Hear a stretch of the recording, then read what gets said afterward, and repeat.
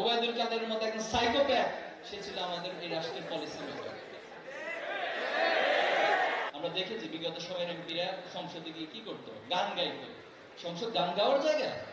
গান গাওয়ার জন্য আপনি শিল্পকলায় যান, আপনি কালচারাল প্রোগ্রাম আয়োজন করেন। আমার দেশের মানুষের এত কষ্ট উপার্জিত টাকা ব্যয় করে, কোটি কোটি টাকা ব্যয় করে আপনি সেখানে বিনোদন করতেছেন সংসদে। আমরা দেখেছি না সেটা? দেখেছি। মমতাজের মতো ব্যক্তি সে হচ্ছে আমাদের এমপি, সে হচ্ছে আমাদের পলিসি মেকার।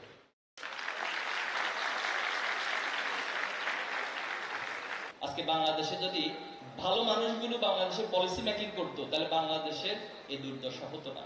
আজকে দেখেন আপনি বাংলাদেশের প্রেক্ষাপটে রাজনৈতিক বক্তারা যখন বক্তব্য দিতে দাঁড়ায়, তার নিজের কোনো এজেন্ডা নাই, তার নিজের কোনো কথা নাই, সে কি করতে চায় সে ধরনের কোনো পলিসি নাই।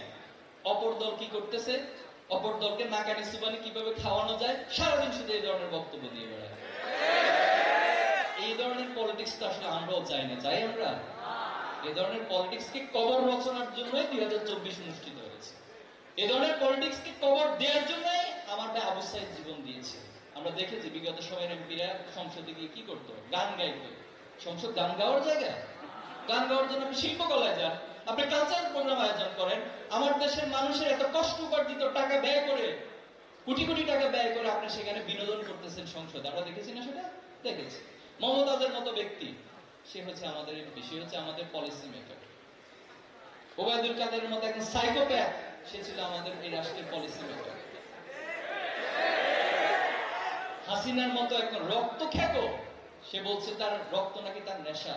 এবং আপনারা খেয়াল করুন, অলরেডি এই বয়স গুলো কিন্তু এসেছে। সে ওই সময় গোয়েন্দা সংস্থা সহ প্রশাসনকে বলেছিল, নির্দেশ দিয়েছিল যে যত ইচ্ছা মেরে ফেলো। কেমন কথা? এটা রাষ্ট্রের প্রধান, রাষ্ট্রের মানুষের টাকা খেয়ে সে বড় হচ্ছে, রাষ্ট্রের মানুষের টাকার উপর সে তার জীবনযাপন করে। রাষ্ট্র তো ধ্বংস করছে, রাষ্ট্রের মানুষকে বলতেছেন যা ইচ্ছা মেরে ফেলো। তাহলে প্রিয় শিক্ষার্থী বন্ধুরা, আজকে তোমাদের কি মেসেজ দিতে চাই? আমরা এই রাজনীতির পরিবর্তন চাই। আমরা চাই এমন নেতা আমাদের সমাজে তৈরি হবে যারা সৎ হবে, যারা দক্ষ হবে, যারা দেশপ্রেমিক হয়ে গড়ে তুলবে। তাদের দেশপ্রেম নিয়ে কখনো কেউ প্রশ্ন তুলতে পারবে না, তাদের অ্যাক্টিভিজম গুলো সেটা প্রমাণ করবে। তাদের সততা নিয়ে কেউ কখনো প্রশ্ন তুলতে পারবে না।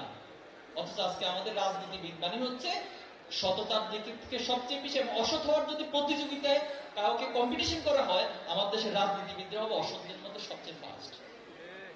আজকে দেশপ্রেমের কথা বলে বলে আমাদেরকে বারবার বলা হয়েছে, বিভিন্ন চেতনার বয়ান হাজির করা হয়েছে, অথচ রাষ্ট্রটাকে শেষ করে দেওয়া হয়েছে।